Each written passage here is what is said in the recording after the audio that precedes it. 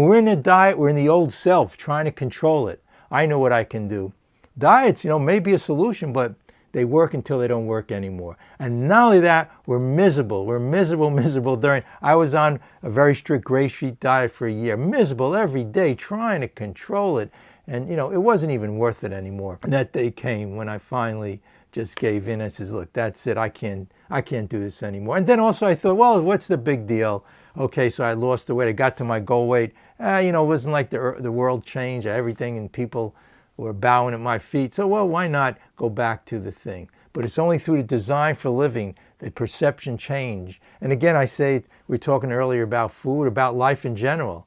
And the spiritual awe comes in when we started to get centered. And we realize that, we were made in God's image to be happy, joyous, and free.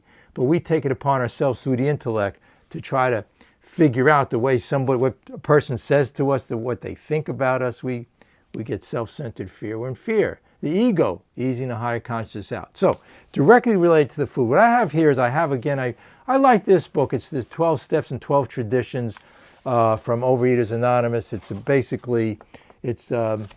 second edition. But anyway, in the beginning, I'll just read, one of the reasons we're here. Again, this is for all addictions anyway, and for all things about life. But they include it in here, but are not limited to overeating, undereating, food addiction, anorexia, bulimia, binge eating, overexercising, purging, and other compulsive food behaviors. The word compulsion here comes from the ego. The ego says, look, a lot of us think if we don't have this food, we're going to die, which is ridiculous because we have all this food and then we just want more and more in this country here. So here we go. So it's the ego. But the solution is in the first paragraph, it says here on page 17. It has been said that the first 3 steps of Overeaters Anonymous are simply, I can't, right? We're powerless over it. That's step 1. God can. We can be restored to sanity. Again, we got to realize we're insane. See, once I realized where the problem was in my insane thinking, I always thought I could control it. But how could my insane thinking in my relation to my addiction or anything else in my life, which it was related to everything, but it's a momentary pleasure. We can have total permanent bliss and awe within us when we go to our spiritual side. It was always there. But we buried it, what's called the defects of character. For a lot of people here, it's all about a 12-step program. Step 4. It's about the self. Selfishness, self-centeredness, that was our problem.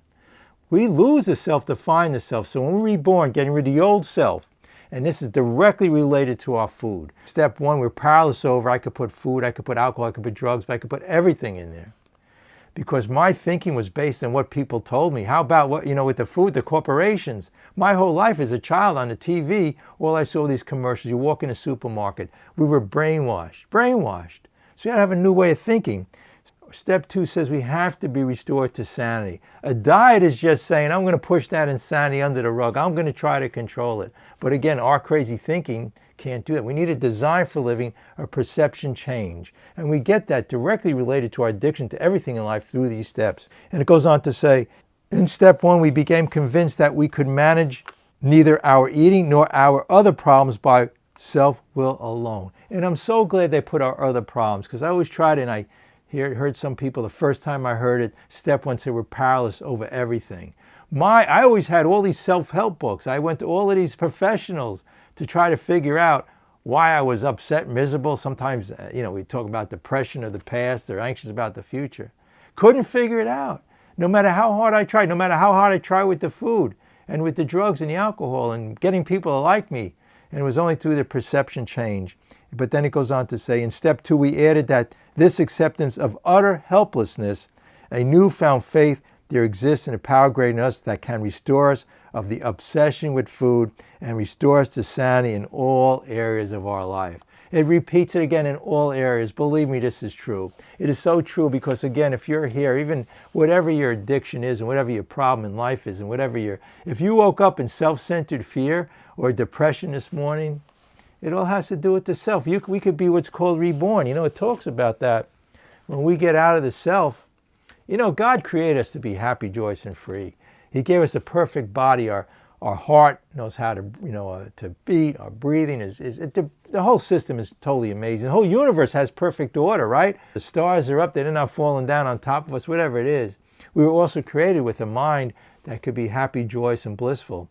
Just as a child is before we start to think. It's our stinking thinking that got in our way with what people told us when we were younger. They said we had to be better in school, better in sports, whatever it was. Like the movie stars, we had to be popular, whatever. But also with the food, all we got was the brainwashing on the only way. They sing, I've listened to these commercials.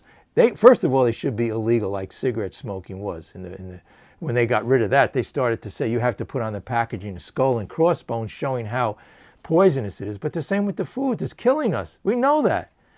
And but we were brainwashed. Again, the TV commercial will have a song and they'll show. It's amazing how sick it is and how devastating. It's a poison they sell, and they'll show a commercial and the music and the family and that this is the whole answer to all your problems. Temporarily it was, but on the other side was just as much devastation. So the whole key is this. Look, we can be happy, joyous, and free. We can move on from this. We can have that's called that spiritual awakening. We can have it right now at the meeting here. We don't have to wait. Realizing that our thinking from the ego with the food. Again, to me, through God consciousness, I want what's created by God.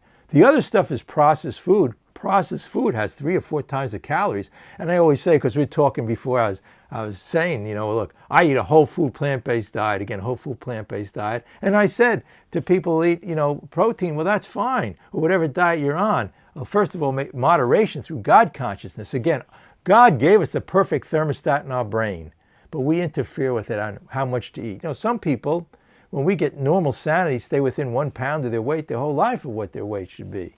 But we interfere with it. And the one thing that God gave us the ability to do, everything else is autonomic when we digest the food, but he gave us the ability to take our hand and put it in our mouth. And we screw that up. The one thing we can do, we screw up through the self, the intellect. When we get centered, we'll have that God consciousness with the food, with life, realizing life isn't just all about the ego, it's about the joy and happiness and bliss which is in here. And that's why I started out by saying spiritual awe. When we get the spiritual side and lose the self, there's nothing left but happiness. Again, a child, I use the example of a puppy dog doesn't have that higher intellect way of thinking, or a kitten. They're just happy to say the best day of life is every day. Think about it. Every time you're upset, every time you're going back to your addiction, it's about the self. What are you thinking about? The self. If I only could do better than other people, if I could only have this big plate of food, right? All of these things in our life, we get crazy. On page 25, I'm going to read this, and there is a solution, it's called. So it says here what the solution is this. On the middle of the page, the great fact is just this and nothing less, that we've had deep and effective spiritual experiences which have revolutionized our whole attitude towards life, towards our fellows, and towards God's universe. So what is that spiritual experience? What is it when the light goes on? For me, it was when I realized where the problem was. It was me and my stinking thinking towards the food. Now I'm glorious in the way, and I always use this example here. It's amazing. This is God's gift here. This alone, transferring, and it's not like some people say, well, I drink 8 gallons of water a day, whatever it is. Even if I have 1 or 2 sips, I have a lot more than that. But this is the only liquid I have, basically. And I glorify when I taste the taste of water. It's so amazing.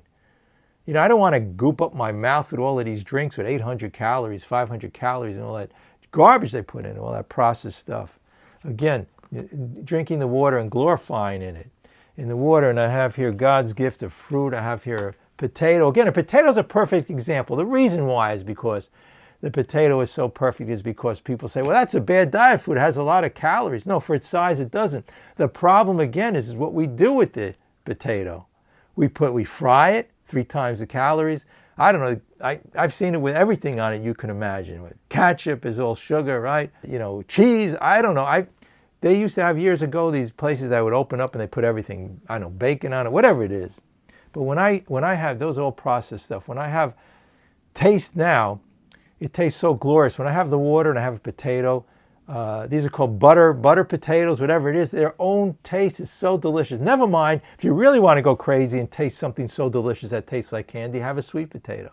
But these things aren't going to taste well at first if you have a donut and you put all these things in your palate, or even diet soda, that synthetic sugar corporations spend trying to figure it out, ruins your palate.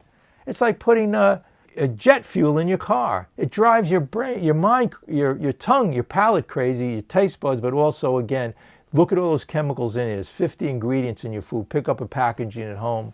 It's amazing. All of those are by psychologists and scientists, and the psychologists try to figure out what's going to make you addictive. Those chemicals go right to the hypothalamus of your brain. All those chemicals, I said, I'm a registered pharmacist and I can't even pronounce. I have a list here of 50 chemicals. And I said, somebody said, why don't you send me the list? I said, all you have to do at home or in your supermarket, pick up a package and look at the label. 25, 49 ingredients. 49 of the 50 of them are poison. I also have here an orange, an apple. And I eat beans and I eat, this is just an example what I eat. All God's gift to us. And I'll put sometimes a hot sauce, but I don't put all, you go to a restaurant, they're the worst places. They'll put you look at a plate, they put pasta in there and you can't even see it.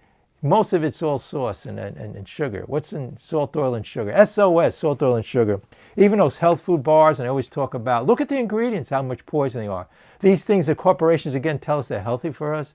And how about you go to a place like Whole Foods, their salad bar or their food bar, salt, oil, and sugar. Salt, oil, and sugar. You're tasting salt, oil, and sugar, all the processed stuff.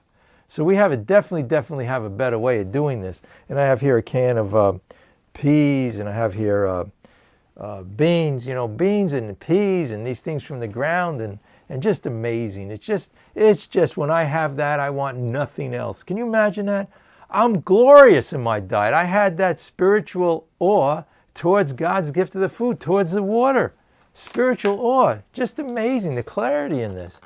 Do you realize that? You can have that perception change. No, what our perception change.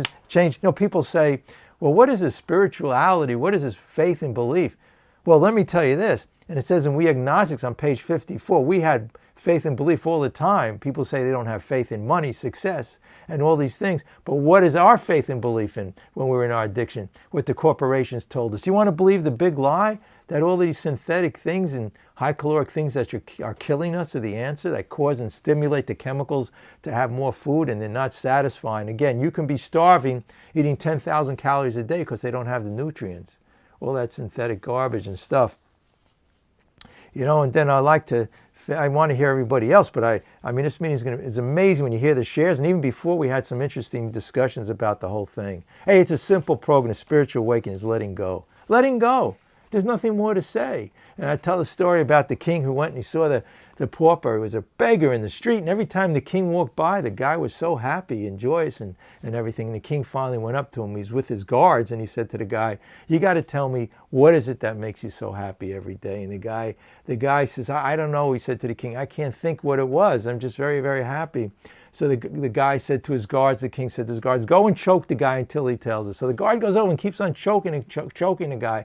And finally the guy just looks at the guard and says, let go, let go, let go. So that's all it is. Oh, the old self, which is a compilation. Society told us we had to do all these crazy things to be happy. Get centered. This alone. Do you realize, hey, look, I'll look at it this way. And I thought about this, that I heard that, in a dewdrop, talk about water. In a dewdrop on a gas, the whole world reflects it. The whole world is in this. And again, your relationship with people, the joy and the happiness and compassion, love and understanding, those are buried by our defects of character. When we're out of self, we have nothing left but to be happy. That's the way we're created. Believe me, stop thinking of yourself. Don't take yourself so seriously, and all of a sudden you wake up in the morning. You can even accept your own death, so what could be worse than that? But anyway, okay, the 10-step promises, which says here, this book is amazing. The first 164 pages. This is all true. For a lot of people come to this program and say, oh, the steps, the schmeps, and the spirituality. What is it all about? Doesn't mean anything. But go to page 84 in the big book. And then we'll go right in and hang in there. It's tremendous, the shares of the people and what they have to say. And you could say whatever you want. Also put information in the chat. And you could announce meetings or whatever you want. Put your number in there, and we have like a family here. A lot of people connect with each other and find a lot of recovery here. And it says, 10-step promises, we have ceased fighting anyone or anything. Always fighting because I never knew where the solution was. The problem was everything out there. Everybody else was the problem till I realized I couldn't. Look, if you have a broken down car, you can't fix the problem till you realize where the problem is. So it says here, By this time, sanity will have returned. Step 2 said we're insane. We're insane towards our attitude towards food, right? If you're bulimic, anorexia, you're a binge eater, whatever you do, compulsive, whatever it is, your attitude towards people, worrying about what people say or think about you, that's insanity. What does it even matter in this whole big universe? It's just we are seldom interested in liquor or food. For tempted, recoil as a hot flame. We react sanely and normally. We will find this will happen automatically. Those are amazing words, but they're true when we get centered. And I say my diet program of these 12 steps, it really works. We'll see that our new attitude towards liquor has been given us without any thought or effort on our part. It just comes. This is on page 85. That is the miracle of it. We are not finding it. Neither are we avoiding temptation. We feel as though we've been placed in position of neutrality, safe and protected. We have not even sworn off. Instead, the problem has been removed. Not even sworn off, the problem has been removed. Now, most of the people here are going to say, well, this is all nonsense, right? What are you talking about? The other way doesn't work. You know yourself, 95% of diets fail. 95% when I read a self-help book and they told me how to contend with a difficult person in my life, did it fail. It's only when I got centered, God consciousness, love conquers all. If somebody's trying to push, most of the time was something, imagine my brain, they were doing this to me. I felt persecuted. But the other part was, even if it was true, we have these, when you come to these meetings, we talk about the sick man prayer, have love and patience and tolerance for people, and for ourselves too. And the same with this addiction. If we get into the self-recrimination, the guilt and the shame of what we binged yesterday, we're back into the addiction again. Be glorious and happy every day, and your perception will change. You look at God's gift of the food. You wouldn't want the corporation's nonsense anymore. You know the truth from the false. Hey, the truth will set you free. You had very powerful, and we have a solution. And I'm glad it's about all addictions and problems in life. It says that in step 1. We could put anything in there. And thank you for your share. We had a great question in the chat. Somebody said, is this meeting for beginners? I got to just say, I've seen people come to these meetings for 10, 20, 30, 40 years. And did they get it? Because sometimes they're in the problem, not the solution. So I was always, when I was miserable my whole life, I was in the problem. But we have a solution. We just heard Elena, talk about the solution here, and other people when they're sharing. And so a beginner, it's amazing. It's amazing. Come in and you look at those steps on the wall, and step 1 said we're powerless. Sometimes I have to question, did somebody read step 1, right? And a lot of times the steps in this whole first 164 pages of the big book just aren't important. It's a spiritual solution. When we let go and have that spiritual awakening, it could be in the first meeting you come to, or it could be 30 or 20. Some people say after 20 years they finally get it. But when we get the whole thing, it's a simple program. We get out of the self. We can have that awakening towards our addictions, towards life in general. Because, hey, when we're upset, we're thinking of the self, right? And with the food, it has to do with the ego wanting more. The ego says, I got a great idea. I'll eat all this food. I'll feel better.